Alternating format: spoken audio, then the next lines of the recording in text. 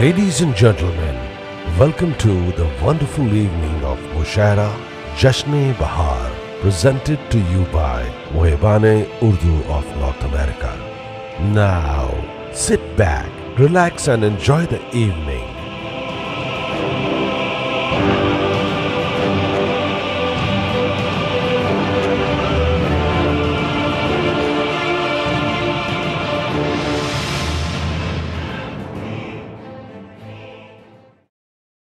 हमारी रिवायत है कि हम वक्त पर शुरू करते हैं और अब वक्त जो है 6 मिनट से ऊपर हो चुका है। प्रोग्राम के शुरू में हम आपको अपनी अंजुमन की, जिसे मुहिबान उर्दू कहा जाता है, उसकी पिछले सालों की कारकर्दगी के बारे में, परफॉर्मेंस के बारे में एक मूवी दिखा रहे हैं। एक तस्वीर के 2 रुख हैं, जहां जानता है तुम इसे उर्दू कहो या कि मोहब्बत कह लो। आइए इसकी हिफाजत करें हम सब मिलकर, के ज़बां ही नहीं पहचान है अपनी उर्दू। ख्वातीनो हज़रात, मुहिबाने उर्दू शुमाली अमेरिका आपका इस महफिल में तहे दिल से इस्तकबाल करते हैं। हाज़रीन महफिल, आदाब अर्ज़ है। मुहिबान उर्दू शुमाली अमेरिका की जानिब से आज के मुशायरे में आपका खुलूस दिल से इस्तकबाल है। चलिए हम आपको अपने आज तक के सफ़र की कुछ झलकियाँ बताते चलें।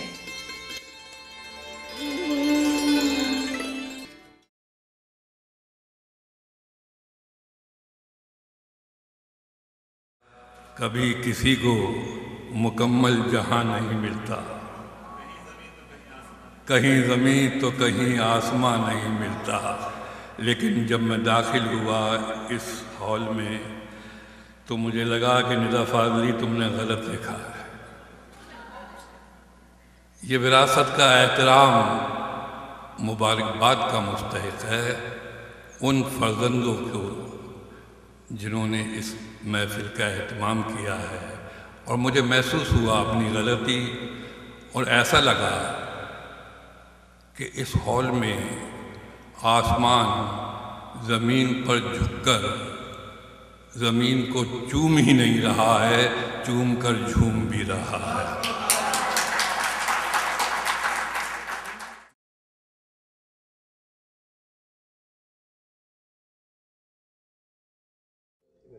मेरा हकीकी भाई मिर्जा यूसुफ खान दीवाना भी मर गया। क्या पेंशन, कहाँ उसका मिलना। यहां जान के लाले पड़े है मौजजन एक कुल जुमे खूम। काश यही हो, आता है अभी देखिए क्या क्या मेरे आगे।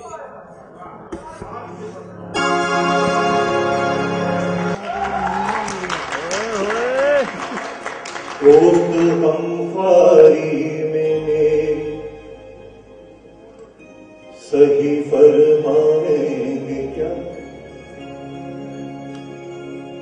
दोस्त गमखारी में सही फरमाएंगे क्या। जख्म के भरने तलक नाखून न बढ़ जाएंगे क्या।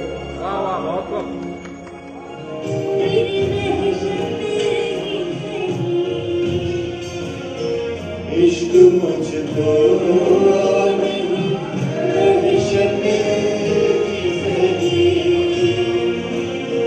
मेरी शोहरत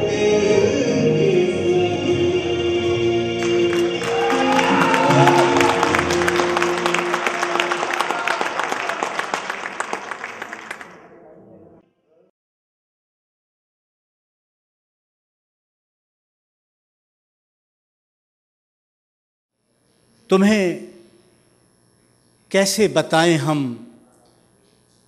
मोहब्बत और कहानी में कोई रिश्ता नहीं होता। तुम्हें कैसे बताएं हम, मोहब्बत और कहानी में कोई रिश्ता नहीं होता। कहानी में तो हम वापस भी आते हैं, मोहब्बत में पलटने का कोई रास्ता नहीं होता।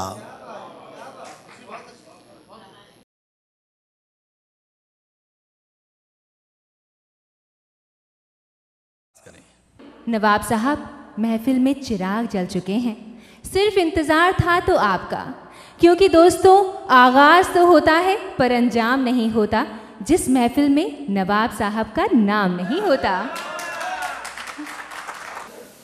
कल को किसने देखा, कल को किसने देखा है, आज का दिन हम खोएं क्यों। कल को किसने देखा है, आज का दिन हम खोएं क्यों। जिन घड़ियों में हंस सकते हैं, उन घड़ियों में रोएं क्यों।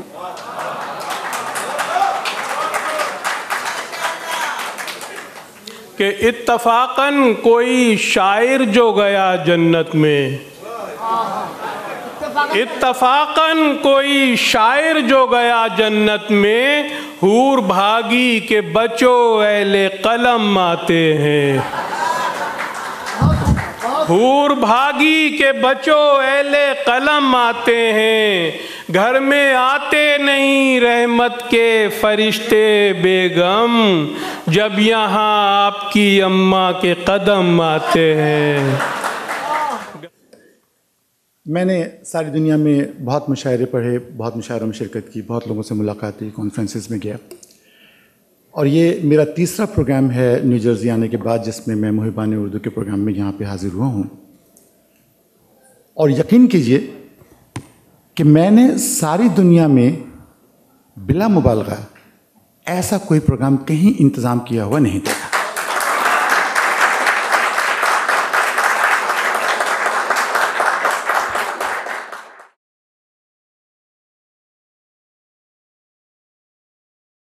अर्ज़ किया है कि भरी महफिल में तन्हाई बहुत है, भरी महफिल में तन्हाई बहुत है, किसी की याद फिर आई बहुत है। भरी महफिल कि वफादारी निभाने में अदाकारी नहीं करता, वफादारी निभाने में अदाकारी नहीं करता, और वह अहमक है जो गद्दारों से गद्दारी नहीं करता। वफादारी निभाने में अदाकारी नहीं करता, और वो अहमक है जो गद्दारों से गद्दारी नहीं करता। और वफादारी का ये आलम के सब कुत्ता समझते हैं, यही सब सोचकर मैं भी वफादारी नहीं करता। मुलाजा कीजिए, भरोसा ही कुछ ऐसा था तुम्हारे लौट आने का, निगाहों में कोई भी दूसरा चेहरा नहीं आया, भरोसा ही कुछ ऐसा था तुम्हारे लौट आने का, ये मैं ही था, बचा के खुद को ले आया किनारे तक। बताइए, गजल का शेर कह रहा हूं कि ये मैं ही था, बचा के खुद को ले आया किनारे तक। अरे समंदर ने बहुत मौका दिया था डूब जाने का।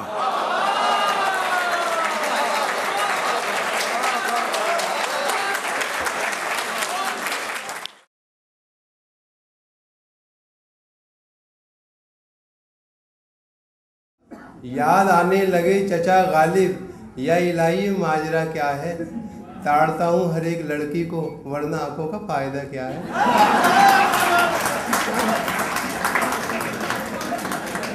एक बड़े आलिम शिया मुज्तहिद जिक्र शोहदा करबला आले नबी औलाद अली पर बड़ी तकरीर कर रहे थे, 2-2.5 घंटे हो गए, ज़रा सी खखार आई तो किसी ने कहा, अरे भाई मौलवी साहब को पानी पेश करो। पीछे से हमारा दिल्ली वाला एक करखनदार बोला, अरे जालिम को पानी ना देना, ताज़ा दम हो गया तो फिर 2.5 घंटे बोलेगा।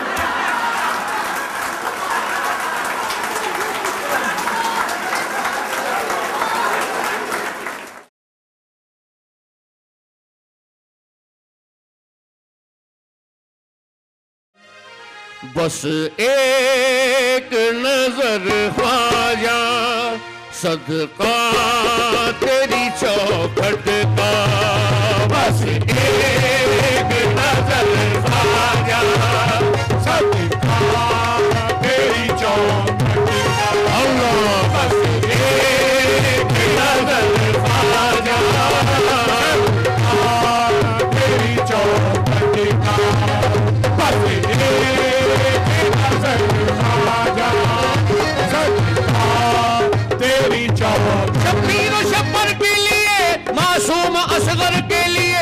सजदे में जो सर कट गया लिल्लाह उस सर के लिए एक नजर ख्वाजा सदका तेरी चौखट का, बस एक नजर ख्वाजा सदका तेरी चौखट का, बस एक नजर ख्वाजा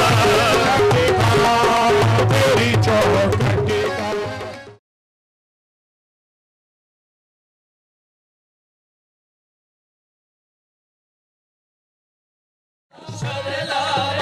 से तलब हुई,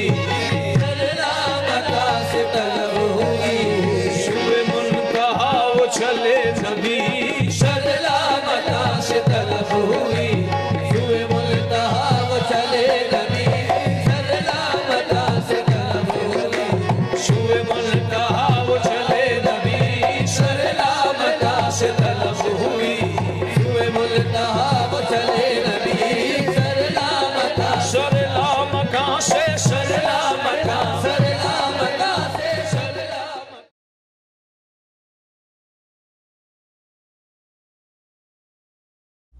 ध्यान में आकर बैठ गए हो तुम भी ना ध्यान में आकर बैठ गए हो तुम भी ना, मुझे मुसलसल देख रहे हो तुम भी ना। जब इंतजार के लम्हे पिघलने लगते हैं, जब इंतजार के लम्हे पिघलने लगते हैं, गली के लोग मेरे दिल पे चलने लगते हैं।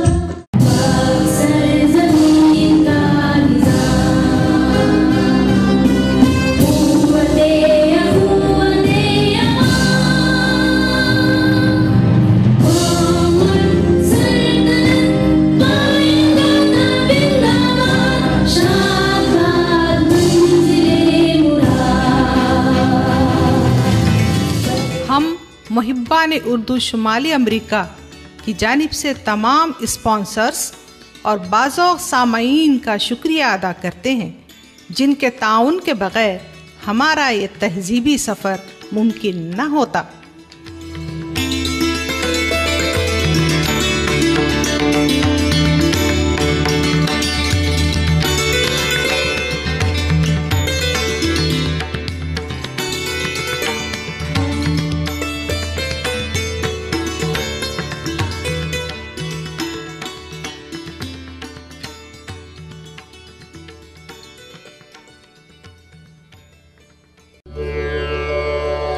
For more, log on to www.mohibaneurdu.com.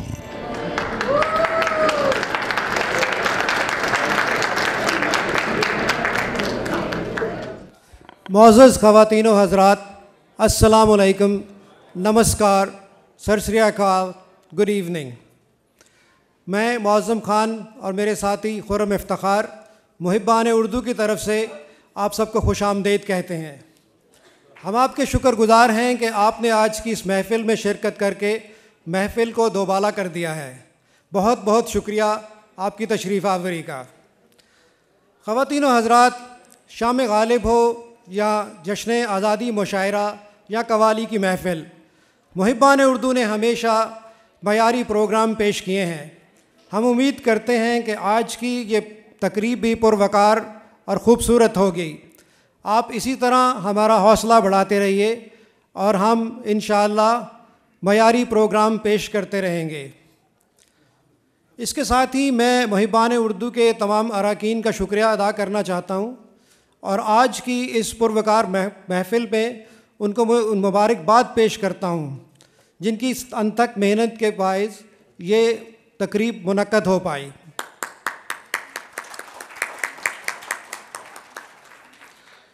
Khurram साहब, आप अरकाइन के नाम बताइए और हमारे स्पॉन्सर्स के बारे में कुछ बताइए। आदाब अर्ज़ है, आपने ये मेरा पढ़ा होगा ईमेल से। पहले मैं गुस्ताखी माफ़ करूँगा, मैंने आपको बहुत ही शिद्दत से प्यार से इनवाइट किया कि आइए आइए आइए, और बहुत अच्छा लग रहा है कि आप आए हैं, सो वेलकम। और इस बार एक नई चीज़ हम करेंगे कि आखिरी के बजाय पहली मेरे पूरे मेंबरान मुहिबान उर्दू के भाई लोग, मैं आपका नाम लूँगा, आप प्लीज़ आएँ, यहाँ खड़े, और हम आपका शुक्रिया अदा करेंगे तालियों से।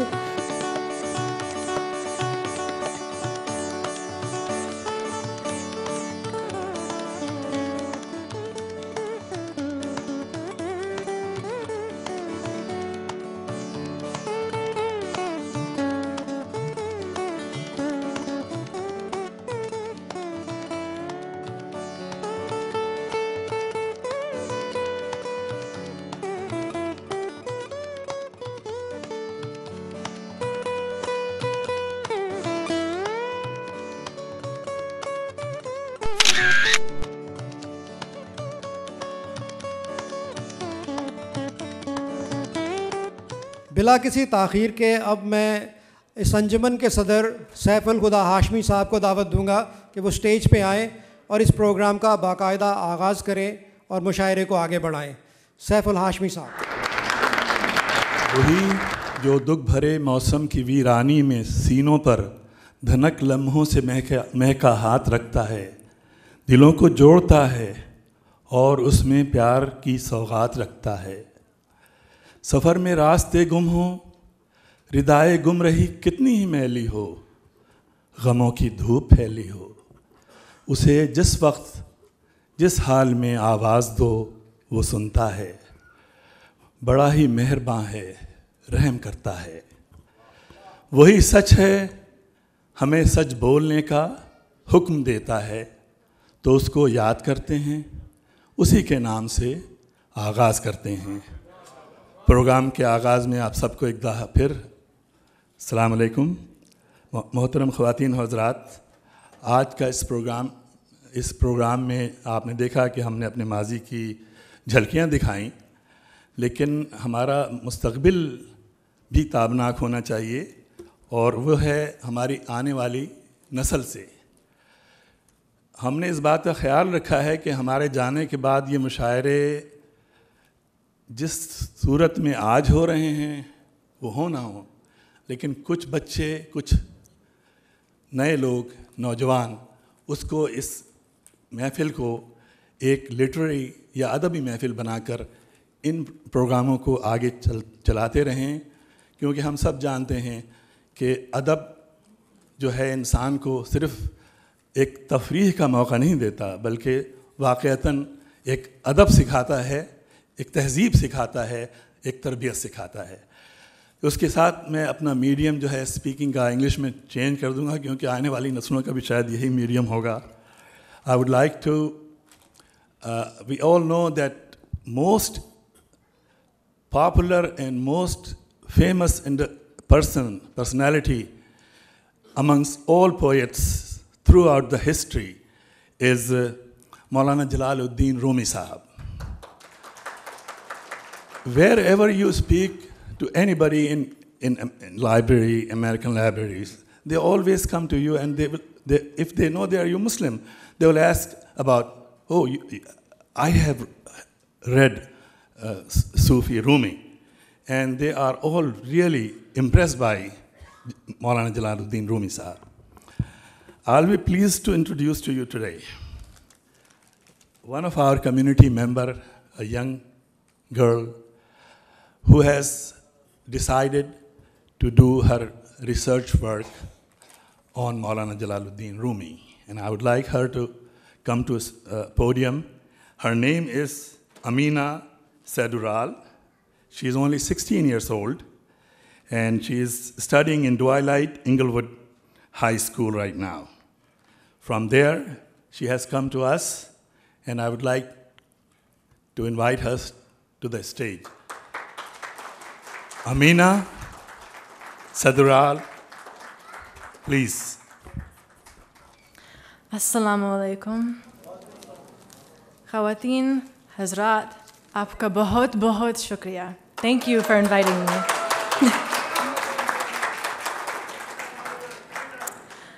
I was given the assignment in history class to write a research paper on anything in history from 1200 BC to 1200 AD. And I chose to study the Persian poet, Maulana Jalaluddin Rumi. I first heard about Rumi when my mom read a collection of his poetry translated into English. We both loved his poems, and what spoke to us most was the passion in his words.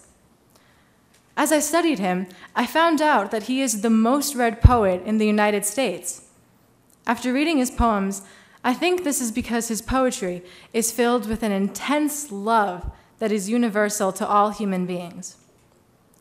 Rumi wrote about his love for God, but his poetry was so fierce in its expression for this love that the words transcended religion, culture, and time. Now, people of all beliefs and cultures read his poetry hundreds of years after it was written. I personally was awed by the fact that no matter what language his poetry was written in, the emotion behind it was unmistakable. Being someone who loves language, I deeply admire that talent. Thank you so much for giving me this opportunity to speak at such a gathering as this, with people who love language and culture as much as we all do. It is an honor to share the stage with the poets who are performing tonight, who have traveled thousands of miles to be here. If I may, I'd love to share one of my favorite quotes of Rumi's, translated roughly into Urdu. Thank you, Uncle Latif, for this translation, and thank you, Auntie Nikki, for help with the pronunciation. Jahan kahi bhi ho, jo kuch bhi karo, mohabbat se karo.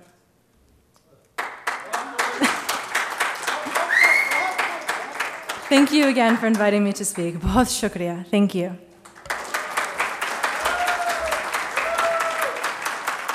ये हमारा मुस्तकबिल था। अब माजी के बारे में आज का प्रोग्राम हम एक ऐसी शख्सियत के नाम कर रहे हैं जो कि अब इस दुनिया में नहीं है। उनकी पहली किताब थी अकेला आदमी, जो 2003 में शाया हुई। झलंगा पलंग, अंदाज़े कमादारी और बुलबुले का वज़न नामी 3 किताबें और उन्होंने लिखी।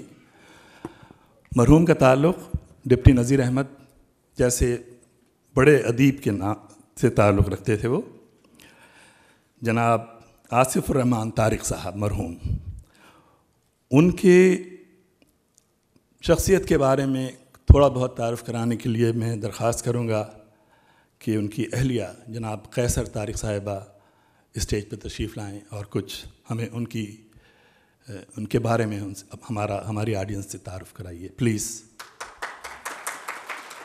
सिस्टर कैसर तारिक PhD हैं मेरीन बायोलॉजी में और अफसाना ख़ुद भी लिखती हैं। ये मैं सबसे पहले तो हाशमी साहब की शुक्रगुज़ार हूँ कि उन्होंने ये प्रोग्राम मेरे हस्बैंड आसिफ़ुर रहमान तारिक के नाम किया है। और मैं चाहती हूँ इसलिए कि आप लोग सब मेरे लिए नए हैं, मुझे नहीं जानते, तो मैं चाहती हूँ कि मैं थोड़ा सा तारिक के तारुफ़ का करूँ आपके सामने, कुछ उनके फ़न के मुतालिक और कुछ उनकी शख्सियत के मुतालिक। लेकिन उससे पहले मैं अपने आप से एक रिक्वेस्ट करूँगी कि मैं समझूँ ये एक मेरी क्लास है, इसलिए कि मैं रोना नहीं चाहती, मैं स्ट्रॉन्ग रहना चाहती हूँ और आप लोग मेरी स्ट्रेंथ हैं। और दूसरी बात ये कहना चाहती हूँ कि मैं जो भी तारिक के लिए कहूँगी वो मैं प्रेजेंट टेंस में बात करूँगी, इसलिए कि मैं समझती हूँ कि तारिक कहीं नहीं गए, तारिक हम सब में हैं, हम सबके दिलों में है। उन्होंने इतनी मोहब्बतें बांटी हैं कि हर घर में उनका हर दिल में उनका एक मकाम है। तो मैं चाहती हूँ कि मैं जो भी बातें करूँ वो प्रेजेंट टेंस में बात करूँ। मुझसे ये कहा गया है कि तारिक की शख्सियत पर कुछ बातें करूं। जहाँ तक शख्सियत का मामला है, इसका बयान या तो किसी के किरदार के गिर्द घूमता है या फिर ऐसी बातों पर तवज्जो दी जाती है कि किसी को क्या पसंद है और किसी को क्या नापसंद। मगर मैं इस तरह तारिक की शख्सियत का जायज़ा नहीं लेना चाहती, बल्कि आज मैं उनकी शख्सियत के चंद ऐसे पहलुओं पर से पर्दा उठाऊंगी जिनसे इस बात का पता चलता है कि उनको उर्दू से कितनी शदीद मोहब्बत है। सच पूछें तो तारिक को उर्दू से इश्क है। ये ज़बान उनका ओढ़ना बिछोना है। जब से रिटायर्ड हुए हैं उन्होंने ज़्यादातर वक्त उर्दू पढ़ने और उर्दू लिखने में सर्फ किया है। बल्कि एक तरह से वो बहुत खुश हैं कि रिटायर्ड हो गए हैं, इसलिए कि उनका ख़्याल है कि रिटायरमेंट के बाद अब उनको वक्त मिल गया है कि वो उर्दू की तरफ दिलजमई से तवज्जो दे सकें। वरना पहले तो वो गम इश्क गरना होता, गम रोज़गार होता कि मिस्दाक चक्कर बिन्नी बने हुए थे। मैं ये बात उस वक्त की कर रही हूँ जब तारिक मेरी ज़िंदगी में बहैसियत शौहर के दाखिल हुए। हमारी शादी के ही दिन रात में उन्होंने निहायत राजदारी से मुझे एक ऐसी बात कही जिसने मेरा खून खुश कर दिया। ये बात उन्होंने बेहद एतमाद के साथ कही थी।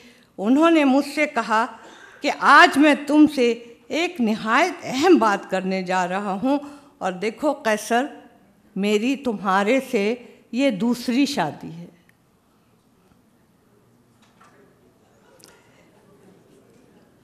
और करीब था कि मैं रो दूँ, उन्होंने भांप लिया और थैले में से बिल्ली निकाल दी।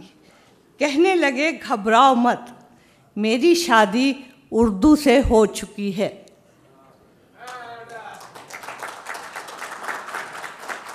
और वो मेरी पहली बीवी है। मेरी जान में जान आई। हर चंद के उनके इस मजाक ने मेरी जान वाकई निकाल दी थी। मगर मुझे यौम अव्वल से ही ये अंदाज़ा हो गया कि उनके दिल में उर्दू का क्या मकाम है। दूसरी बात भी उर्दू के हवाले से ही है। शादी के फ़ौरन बाद वो मुझे सऊदी अरब ले गए, जहाँ ये मुलाजमत करते थे। उर्दू का इश्क हमेशा से उनके सर पे सवार रहा है। किताबें पढ़ने का उनको रोज़ अज़ल से शौक़ है। जो भी कराची आता जाता उसके हाथ अपने लिए किताबें ज़रूर मंगवाते। मेरे बड़े बेटे का नाम इब्रेज़ है। उन हज़रत की पैदाइश के सिलसिले में जब मैं कराची गई तो तारिक ने किताबों की एक तवील फहरिस्त मुझे थमा दी कि वापस आते वक्त ये सब किताबें तुम मेरे लिए आना। आप में से जो लोग कराची से वाकिफ़ हैं उनको वो बहुत पहले विक्टोरिया रोड पर किताबों की एक दुकान होती थी, उसका नाम था किताब महल। ये दुकान उर्दू की बेहद उम्दा किताबों की दुकान थी। उस वक्त तक डाइजेस्टों और अखबार ख़वातीन जैसे रिसालों का दौर नहीं था। लोग नक़ूश, नया दौर, सीप और अफ़कार जैसे रिसाले पढ़ते थे। फैज़, क़ुर्रतुल ऐन हैदर, अस्मत चुग़ताई और मंटो जैसे लिखने वालों की किताबों का ज़ोर था। अब अगर कराची जाओ तो अच्छी उर्दू की किताबों की दुकानें खाल खाल ही नज़र आती हैं। बहरहाल किताब महल के उस मालिक महबूब साहब वही चलाते थे। बेहद शफ़ीक़, पढ़े लिखे, उम्र रसीदा बुज़ुर्ग थे। बगला से बाल थे, बिल्कुल सफ़ेद झक। तारिक ने कहा, महबूब साहब से मिल भी लेना और मेरी किताबें उनसे ख़रीद लेना। मैं तारिक की दी हुई फहरिस्त लेकर किताब महल पहुंची। बहुत इंटरेस्टिंग है। महबूब साहब मौजूद थे। मैंने किताबों की फहरिस्त उनको दी। उन्होंने फहरिस्त को बहुत गौर से देखा और उससे ज़्यादा गौर से उन्होंने मुझे देखा।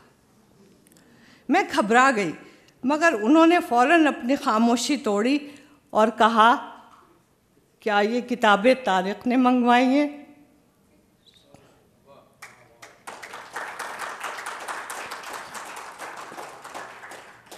वही तारिक जो छोटे से, गोल गोल से, गोरे से, बेहद बातूनी से, ये उन्होंने मुझे कहा। मुझे हंसी आ गई। मैंने कहा, हाँ, किताबें तो तारिक ही ने मंगवाई हैं और मुझे ये भी मालूम है कि आप दोनों एक दूसरे को जानते हैं। तारिक ने मुझे आपके मुतालिक बहुत सारी बातें बताई हैं, मगर मुझे ये बताएं कि किताबों की फहरिस्त देखकर आपने कैसे अंदाज़ा लगा लिया कि ये किताबें तारिक ने मंगवाई हैं? तो उन्होंने मुझे कहा कि ये किताबें सिर्फ तारिक ही पढ़ सकता है।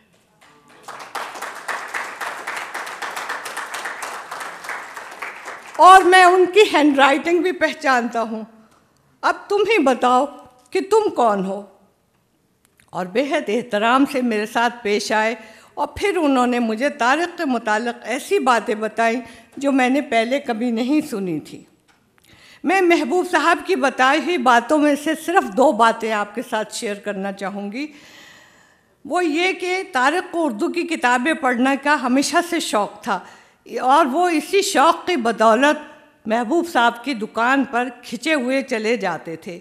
मगर तुरफा तमाशा ये था कि इन हज़रत की जेब इनके शौक़ का साथ नहीं देती थी। उनके पास इतने पैसे नहीं होते थे कि वो किताबें ख़रीद सकें। उनको घर से बस का जो भी किराया मिलता वो पैदल चलकर थोड़ा सा किराया बचा लेते थे और इस तरह जिस कदर भी पैसे जमा हो जाते मेरी नज़र कर देते थे, ये महबूब साहब ने कहा। और मैं उनकी पसंद की कोई किताब या उनकी पसंद का कोई रिसाला उनके हवाले कर देता था। मुझे बाद में अंदाज़ा हुआ कि ये बच्चा किताबों के मामले में बहुत नदीदा वाक़ हुआ है, मगर इस गरीब के पास इतने पैसे नहीं होते थे कि ये किताबें ख़रीदने की अय्याशी कर सके। मुझे तारिक मियाँ बहुत अच्छे लगते थे। मैंने इनसे कहा, देखो साहबजादे, अगर तुम्हारे पास किताबें ख़रीदने की इस्तात नहीं है और तुम चाहते हो कि किताबें पढ़ो, तो एक काम करो, जब भी तुम्हें कॉलेज से फुर्सत मिले तुम इधर मेरी दुकान पर आ जाया करो, अपनी पसंद की कोई किताब या कोई रिसाला लो और यहीं बैठकर पढ़ लिया करो। ऐसा ही हुआ। तारिक एक अरसे तक उनकी दुकान पे जाते रहे, अपनी पसंद की कोई किताब रिसाला पढ़ते रहे और तारिक के पास जब भी कुछ पैसे इजाफी होते थे वो महबूब साहब की नज़र कर देते। मैं हंसती रही देर तक। किस्तों की ये रकम रुपयों के बजाय आनों में होती थी। तारिक कभी उनको चवन्नी दे देते थे, कभी 58, और ये सिलसिला कई सालों तक चला। ये वाक़या सुनाने का मकसद सिर्फ यही है कि ये बावर करा सकूं कि तारिक को किताबें पढ़ने का शौक़ उस वक्त से था जब से वो फर्स्ट ईयर के स्टूडेंट थे। और अब बस मैं ये कहना चाहूँगी कि बाहर उनकी किताबें हैं, आप उनकी किताबें लीजिए, पढ़िए और उनके फ़न पर फिर हम बाद में बात करेंगे। शुक्रिया बहुत शुक्रिया डॉक्टर कैसर तारिक साहिबा का। For more, log on to www.mohibaneurdu.com. Mohibane Urdu, North America. Protect, preserve and promote Urdu.